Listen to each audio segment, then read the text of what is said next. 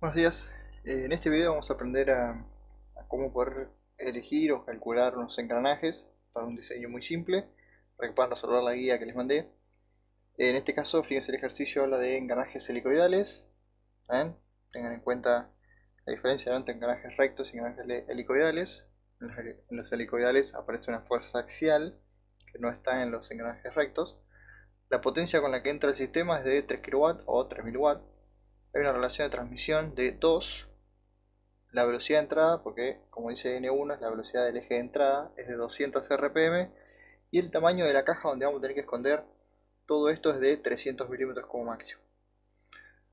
Por lo tanto, con esta información lo primero que deberíamos hacer es poder dibujarlo de manera simple, ¿no? Yo acá dibujé dos engranajes. Y bueno, en el eje 1 está la potencia de 3000 watts, que esa potencia, como vamos a tomar como que el rendimiento es 1, esa potencia de 3000 watts se transmite completa hacia el eje 2. Bien, tenemos también que la velocidad de entrada es de 200 RPM, por lo tanto podríamos calcular la velocidad de salida. Si sabemos que la relación de transmisión es de 2 y es velocidad de salida sobre velocidad de entrada, si reemplazo voy a tener que la velocidad de salida tiene que ser de 400 RPM. Por lo tanto tenemos un set de engranajes que amplifica la velocidad. ¿Está bien? Entramos con 200 RPM, salimos a 400 RPM. Entonces yo fui ordenando los datos que fuimos calculando en esta tabla, ¿no? Eje 1 y eje 2. Eje 1 de entrada tengo potencia 3000, velocidad de entrada de 200, y eje de salida, misma potencia, el doble de velocidad. Lo único que me faltaría conocer de cada eje es el torque. Entonces directamente planteamos la ecuación de potencia igual a torque por velocidad angular, y despejando el torque y usando esta relación de unidades, ¿no? Porque estoy usando RPM cuando debería estar usando radianes por segundo. Entonces RPM por 2pi me queda en radianes por minuto, y después cuando lo divido por 60 me queda en radianes por segundo. ¿Está bien? Entonces con esta relación, si uso watt y uso RPM, directamente lo que obtengo de torque son newton metro. ¿Ok? Entonces en este caso me está dando que tengo 143,24 newton metros. Puedo hacer lo mismo para calcular el torque del otro eje, ¿no? Poner acá torque 2, potencia la misma, y en vez de acá velocidad angular 1, poner N2, ¿no? 400 acá. Pero si conocemos un poco de mecánica, que es lo que estuvieron tratando en la guía 1, es que si yo aumento al doble la velocidad angular, el torque tiene que disminuirse a la mitad. ¿Está bien? Es una relación lineal. Potencia constante igual a torque por velocidad angular. Si sube uno, el otro tiene que bajar la misma proporción. Entonces, como sube al doble la velocidad, el torque baja a la mitad, ¿no? Acá lo escribí, si quieren, torque 1 sobre 2, que es 71,62 Nm. Entonces ya tenemos definidos los tres ejes con todos los datos necesarios para poder saber qué necesita cada engranaje. Ahora, los engranajes se definen por tres cosas: diámetro, módulo y número de dientes. ¿Está bien? El diámetro es bastante obvio, el número de dientes es la cantidad de dientes que tiene alrededor, y el módulo es una especie de número que indica el tamaño del diente. ¿Está bien? En general, lo que marca el módulo es desde la línea de paso hacia el diámetro exterior. Esa distancia se llama módulo. Ahora, a mí lo que más me interesa del módulo es su número. ¿Está bien? Yo voy a comprar un engranaje, pido un módulo 6, que tiene que ver con un tamaño. No digo que es exactamente el tamaño, porque van a ver que hay engranajes que después están modificados, hay engranajes que están corregidos, hay un montón de tipos de engranajes y siguen siendo módulo 6, por ejemplo, pero las distancias van variando, depende de la corrección que se use. Entonces, yo lo que necesito es saber el diámetro, el módulo y el número de dientes. De los engranajes estos no conozco nada todavía. No conozco ni el número de dientes, ni el diámetro, ni el módulo. Entonces yo lo que planteo como una opción es que estas cosas ustedes las van a tener que tantear en algún momento, pero acá el ejercicio me da un poco más de información y me dice que el tamaño de la caja máximo puede ser 300. Entonces, por ejemplo, el diámetro de un engranaje no puede ser de 400, no entra en la caja. Entonces yo lo que planteé fue: dibujé la caja, los dos ejes, los dos engranajes, y ahora los dos engranajes tienen que entrar en la caja. Entonces, como máximo, la suma de los dos diámetros de los engranajes tiene que dar 300. Entonces, sé que la suma de los dos da menor a 300, y yo sé que el engranaje 2, como va al doble de velocidad, tiene que ser el piñón, tiene que ser el chiquito. ¿Y qué tan chiquito? Si es el doble de velocidad, la mitad de tamaño, ¿no? Siempre tomando en cuenta la relación de transmisión. Es más, si vamos a la guía de engranajes, un segundo, fíjense que la relación de transmisión la hemos calculado como velocidad angular 2 sobre velocidad angular 1, que fue la que usamos nosotros, o número de dientes 1 sobre número de dientes 2, o diámetro 1 sobre diámetro 2. ¿Saben? Porque el número de dientes es completamente lineal al diámetro. Entonces, directamente lo que puedo decir es que el diámetro 2 es la mitad del diámetro 1. Y de esta forma ya sé, despejando simplemente, que por lo menos el diámetro 1 puede ser como máximo 200 milímetros y el diámetro 2 como máximo 100 milímetros. Va a tener que ser más chiquito que eso. Entonces, como decía, necesitamos tres cosas. Del engranaje ya ahora conozco un diámetro. Por lo digamos que ese es el diámetro que puede ir. Entonces vamos a intentar sacar el número de dientes. El número de dientes yo lo podría elegir arbitrariamente, igual que siempre, pero yo sé que la relación va a ser 2 a 1. Si uno tiene 10 dientes, el otro va a tener que tener 20. Si uno tiene 40 dientes, el otro va a tener 80. Siempre uno va a tener que tener el doble que el otro para que esta relación de transmisión se mantenga. Por lo tanto, si vamos otra vez a las tablas que les dejé en la guía, lo que van a ver es esta tabla que sale de un libro que se llama Mecánica, Elementos de Máquina, Norton, pues se los dejo si quieren, donde me dice que el número mínimo de dientes del piñón para eliminar la interferencia entre un piñón con diente a profundidad total de 20 grados, bla bla bla bla bla. ¿Qué significa eso? Me dice a mí cuánto tiene que valer como mínimo la cantidad de dientes del piñón y cuántos máximos puede tener el otro engranaje para que no haya interferencia. ¿Qué significa que haya interferencia? Significa que un diente, en vez de castrar exactamente entre el huelgo o el vano, ¿no?, que tiene el otro engranaje, eh, entra un poco desfasado y no es que choca, pero sí una de las esquinas del diente que entra va a raspar contra la pared del otro diente y va a empezar a hacer como un arranque de viruta. Imagínense que esto gira a 400 revoluciones por minuto, 400 veces por minuto, haciendo ese mínimo golpe que va a empezar a debilitar el diente, va a empezar a arrancar viruta, a debilitar el diente y en algún momento cuando ese diente sea lo suficientemente débil, partirse completamente el diente. ¿Está bien? Es geométrico, ¿está bien?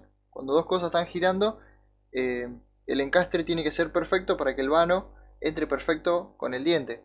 El vano, el vacío que tiene el otro diente, tiene que entrar con el diente que engrana.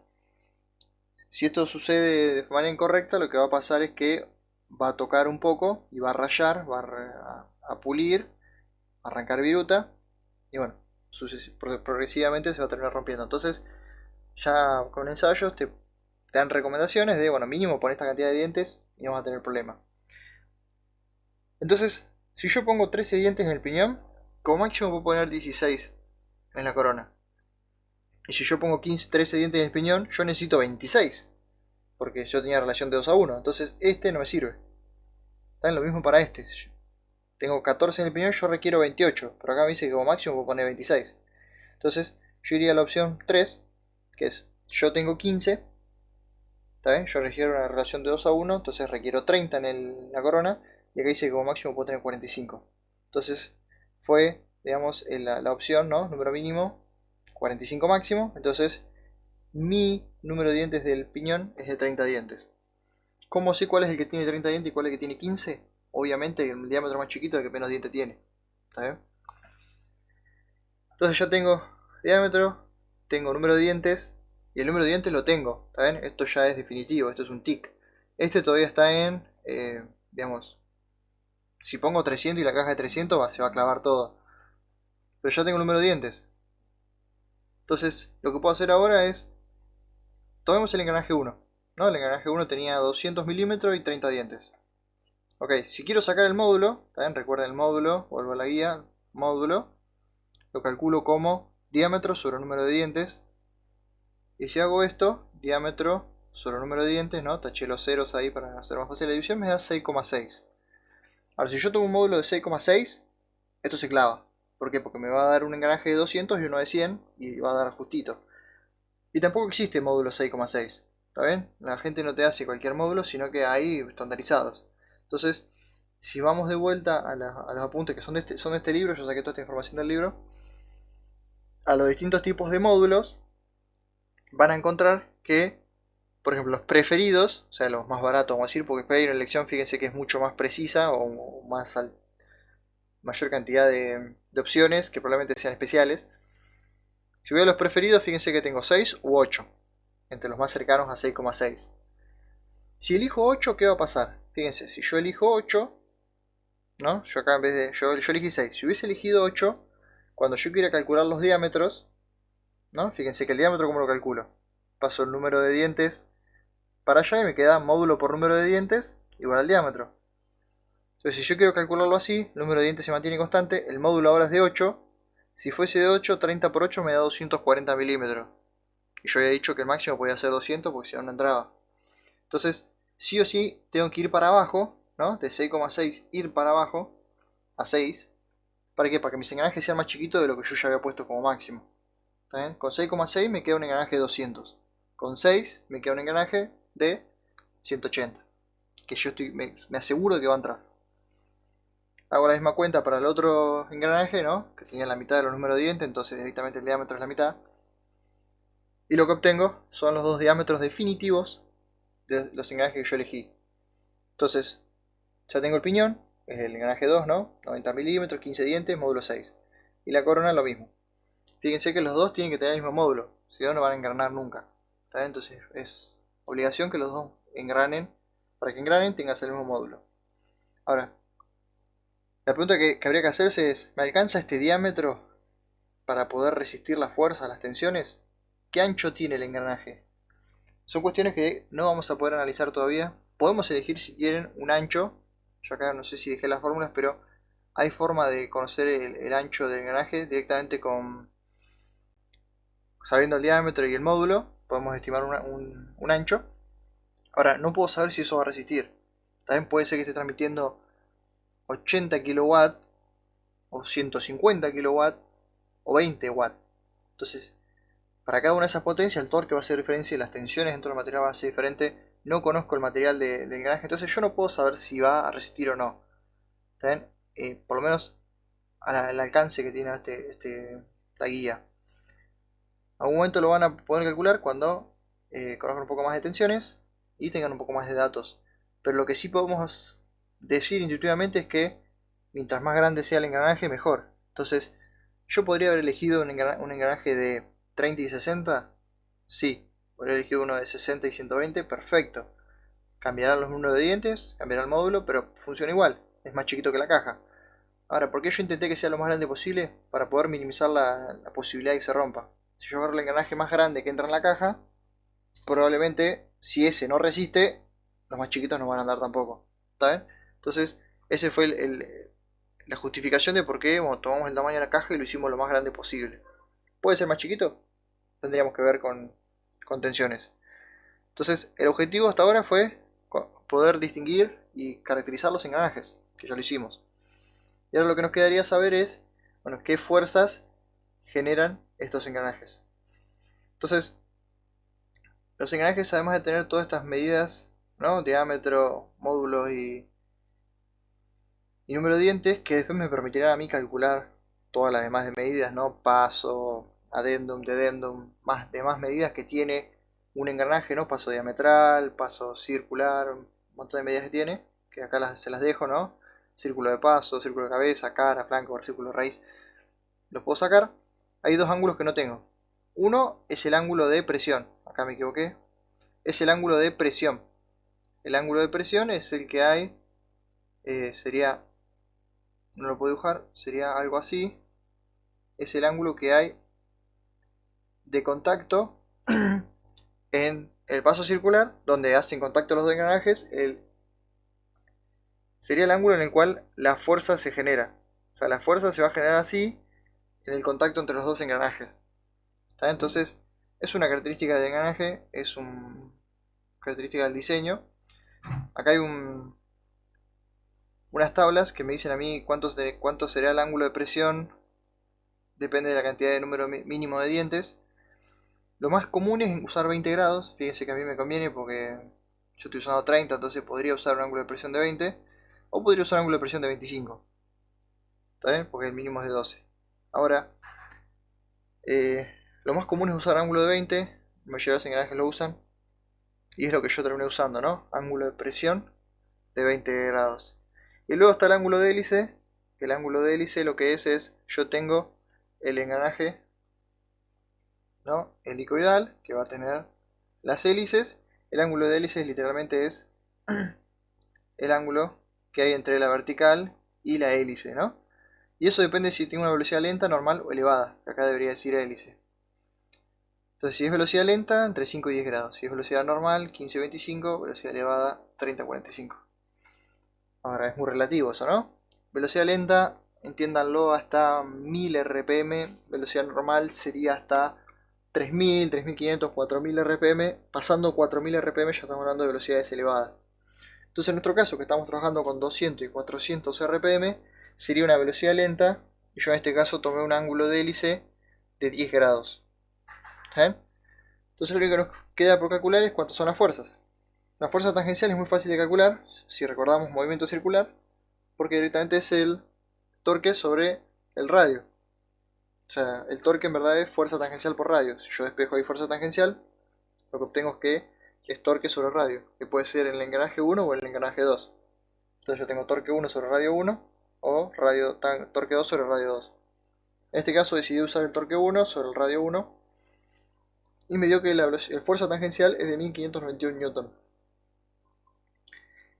Y ahí ahora usando solamente trigonometría, me gustaría poder explicarlo mejor acá, pero no lo tengo dibujado, pero confíen que por trigonometría ustedes lo que pueden sacar son las fuerzas normales y las fuerzas axiales, sabiendo nomás los ángulos de presión y los ángulos de hélice. Entonces, la fuerza normal es la fuerza tangencial por la tangente del ángulo de presión, y la fuerza axial, que solamente aparece porque tengo un engranaje helicoidal, si no el ángulo de hélice es 0, es fuerza tangencial por tangente del ángulo de hélice. Entonces, ahí están las cuentas, esos son los resultados que me dan las fuerzas, y esas fuerzas son muy útiles ahora para poder calcular los diseños de los ejes. También la fuerza normal es una fuerza completamente vertical al eje o perpendicular al eje que le está haciendo corte. La fuerza tangencial es una fuerza que está perpendicular al eje, pero no en el sentido transversal, que también le está haciendo corte, pero además le está haciendo flexión en el otro eje. Y la fuerza axial está haciendo un esfuerzo normal al eje, que además esa fuerza axial lo que va a hacer es transmitirse a los engranajes, a los rodamientos, que son los que van a tener que bancar esa fuerza axial para que el eje no se mueva. ¿Saben? Que van a ser los soportes o lo que va a fijar al eje a la estructura. Saben que cuando hacemos cálculos nosotros de resistencia de materiales, los solemos llamar soportes o vínculos. Saben que en este caso serían los rodamientos. Entonces, este es un poco el formato o un ejemplo de cómo se calcula toda los engranajes. Es muy sencillo, le falta mucha información a esto, o sea, le falta mucho avance para poder hacer un cálculo realista para un diseño, pero es un inicio, es una base para que puedan aprender a hacer estos cálculos.